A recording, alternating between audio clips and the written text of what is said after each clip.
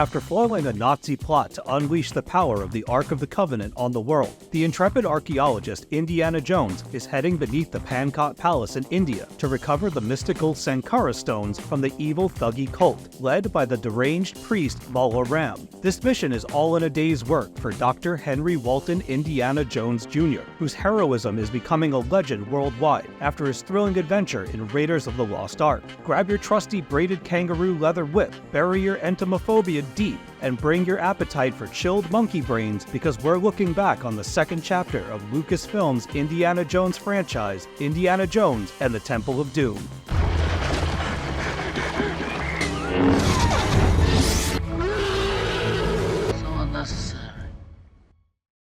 When executive producer and story writer George Lucas teamed up with Steven Spielberg for the Indiana Jones project, the creator of the Star Wars universe said he'd imagined Indy's journey as a trilogy. Believing in his friend and collaborator's vision, Spielberg assumed there was a plan to carry Indy through a three-part adventure. Unfortunately, there was no such thing. Much like Indy when he's in a tight spot, Lucas flew by the seat of his pants when drumming up ideas for the whip-wielding hero's epic excursions into the unknown. Acting as a prequel to 1981's Raiders of the Lost Ark, Indiana Jones and the Temple of Doom finds Indy in 1935, before the Nazi threat goose-stepped onto the scene. Temple is tonally darker than Raiders, featuring themes of slavery, cultism, dismemberment, and human sacrifice. When asked about Temple's volatile vibes, Lucas and Spielberg said the film's mood is likely the result of them both experiencing relationship trauma. Lucas was going through a divorce with his ex-wife Marcia Griffin, while Spielberg was exiting his union with music executive Kathleen Carey. Both men were in a vulnerable place and chose the Temple of Doom project as a way to exorcise their inner demons. I'm all right, kid. Initially, Spielberg considered bringing Karen Ellen's Marion Ravenwood back for another adventure, with her fabled father, Abner Ravenwood, introduced as a part of the plot. Wanting to hit audiences with a rollicking set piece from the jump, Spielberg and Lucas envisioned a motorcycle chase scene on the Great Wall of China, with story elements revolving around China's mythological Monkey King, from author Wu Chang'en's 16th century novel Journey to the West. When China refused to allow filming at the legendary location, the duo returned to the drawing board. I'm gonna save him! He can take care of himself. He needs... When their first two ideas failed, Lucas composed a treatment that could take Indy and his companion to Scotland, where a haunted castle would invite the fedora-hatted hero into another spooky setting. However, Spielberg needed a break from the supernatural after co-writing Poltergeist and having Indy encounter phantoms during the Raiders of the Lost Ark finale. Ultimately, Dr. Jones escaped to India, where a murderous cult welcomes the reign of Kali, the consort of Shiva and goddess of time, change, death, and destruction. You could get killed chasing after your damn fortune and glory. Maybe. But not today.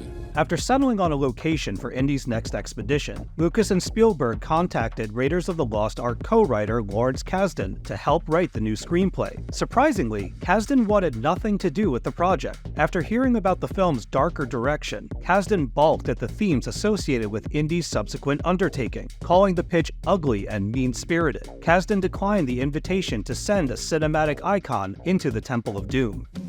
You'll be back over here in 5 minutes. I'll be asleep in 5 minutes. 5. You know it, and I know it.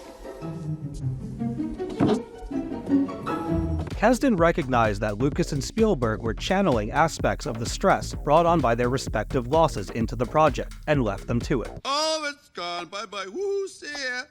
Once it became clear that Kasdan was uninterested, Willard Hyuk and Gloria Katz picked up their pens. With an extensive background in cultural aspects of the film, the pair relished sending Ford's rough-and-tumble character to India for a cult-related conflict. After hearing Lucas and Spielberg's ideas for the story, Hyuk and Katz cherry-picked elements of each, arriving at a plot that involved Indy retrieving a sacred relic from a power-hungry cult leader.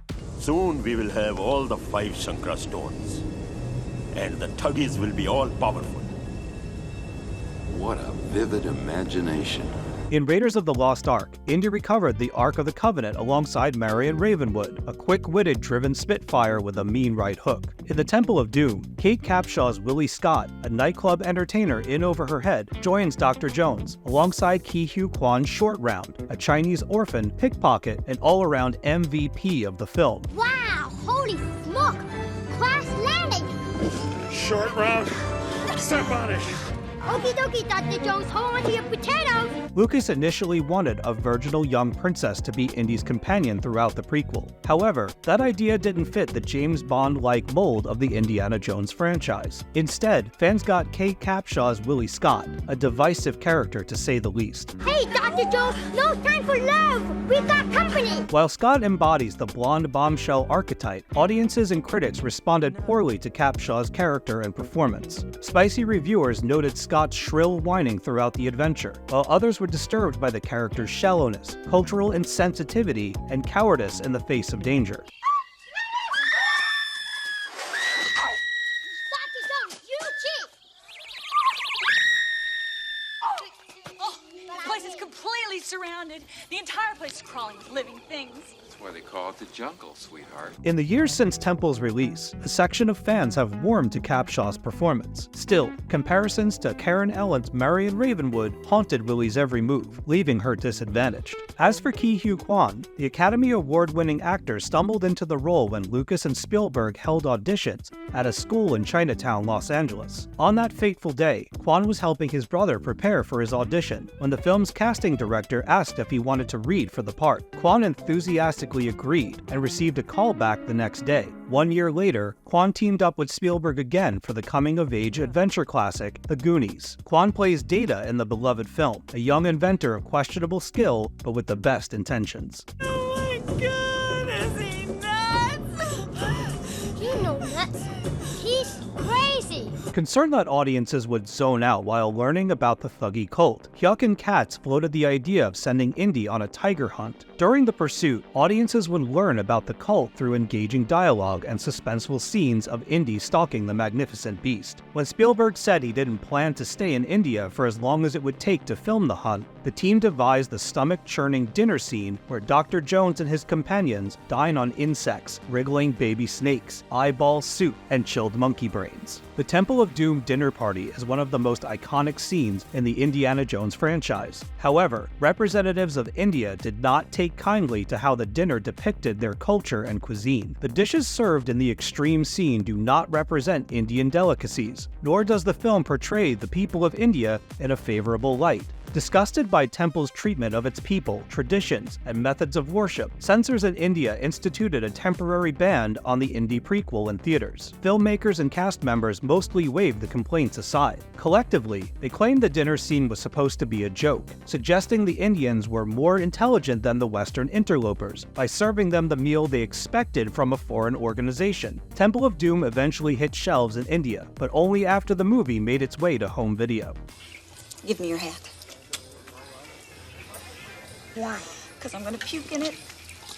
Just like filming proved difficult for Raiders of the Lost Ark, shooting Indiana Jones and the Temple of Doom was no exception. The Indian government denied the filmmakers permission to capture portions of the plot in North India, unless Spielberg and his team agreed to a list of demands. In addition to saying the temple Spielberg wanted to film in was off-limits, the Indian government wanted to make drastic changes to the script. Indian officials were insulted by the film's depiction of their people and culture, and did not want specific cultural identifiers used throughout the story. When the Indian government asked for final cut approval of the project, Spielberg and his crew abandoned plans to film in the authentic locale. Instead, Spielberg and his crew set up shop in Kandy, Sri Lanka, located in the Indian Ocean, just off the southeastern coast of India. After losing the desired filming locations in North India, the production required more props, sets, and additions to the new setting. This setback added to the film's budget, which was already more than Raiders of the Lost Ark. Once filming in Sri Lanka wrapped, the crew relocated to Elstree Studios in Hertfordshire, England.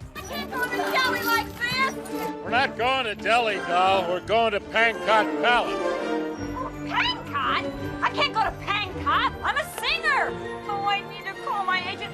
Is there a phone? Anybody? I need a phone. Suppose there's another scene in Indiana Jones at the Temple of Doom that's burned into our memories alongside the cultist dinner party. In that case, it's the one where Indy, Short Round, and Willie Scott encounter a hallway filled with thousands of creepy, crawly insects. Before you ask, yes, the bugs in this scene were legit. No one knows how many insects Spielberg used in this iconic scene, but there are rough estimates. Green Pest Services said the production team gathered roughly 30,000 beetles and 50,000 cockroaches, with countless stick bugs, phasmids, harlequin, and Hercules beetles. Frustration arrived on the set while trying to film the intimidating number of insects, because if there's one thing bugs don't like, it's light. With spotlights stationed every few feet, the bugs skittered towards the darkest corners of the set every time Spielberg called for action. To combat the camera-shy pests, Spielberg used a dump truck to unload an untold amount of bugs onto the stage, quickly capturing the scene before the bugs could escape into the shadows. Disturbingly, cast and crew members say they'd find bugs in their clothes, hair, and shoes after a hard day's work, giving them a wicked case of the heebie-jeebies long after cameras stopped rolling. We are going to die!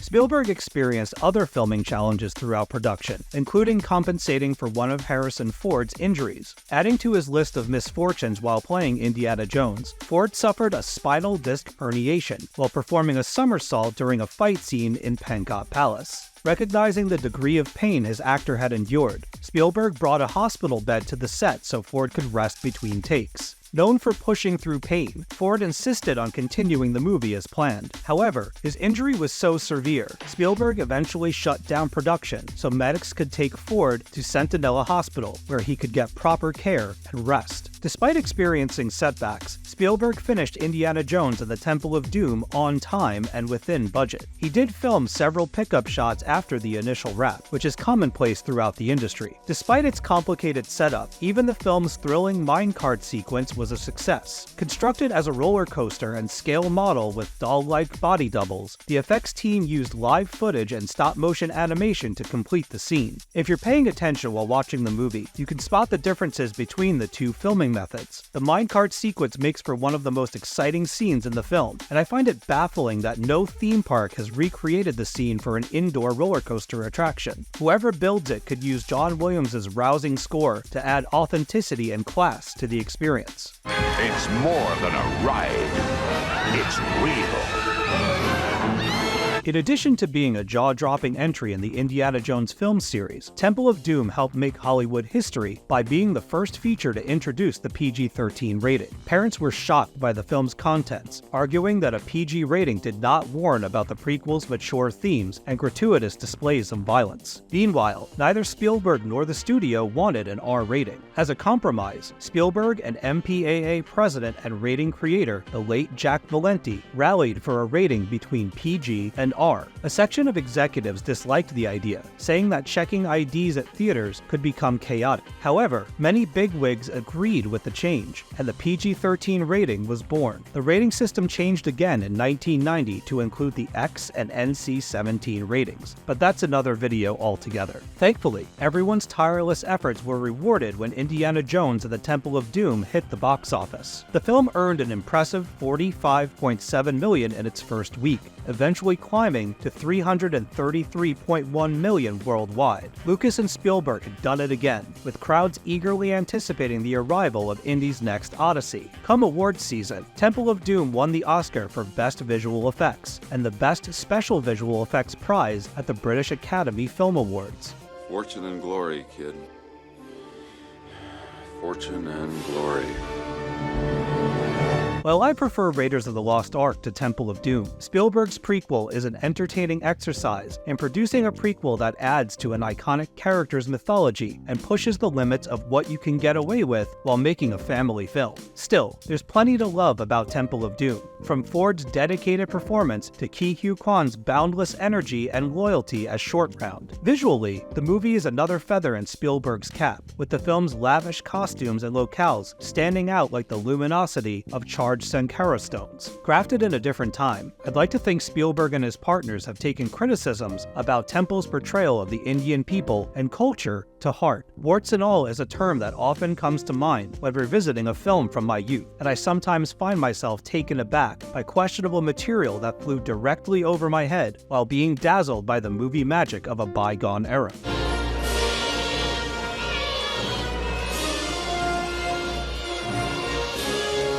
Despite the film's moral failings, Temple of Doom presents a fascinating look into the psyches of two men, using film as an outlet to process personal trauma. Indy's adventure culminates into an outstanding third act that gives the adventurer some of his most extraordinary set pieces and defining character moments. Sequels often stumble under the weight of their predecessor. However, Indiana Jones and the Temple of Doom helped cement Indy's place in pop culture, elevating the character to levels a franchise tastemaker of today can only hope to aspire to. As we prepare for the release of Indiana Jones and the Dial of Destiny, it's been a blast to revisit the character's roots and get reacquainted with the memorable misadventures that created a cinematic legend as powerful as the image of a cultist lifting a still-beating heart in tribute above a pit of flickering flames.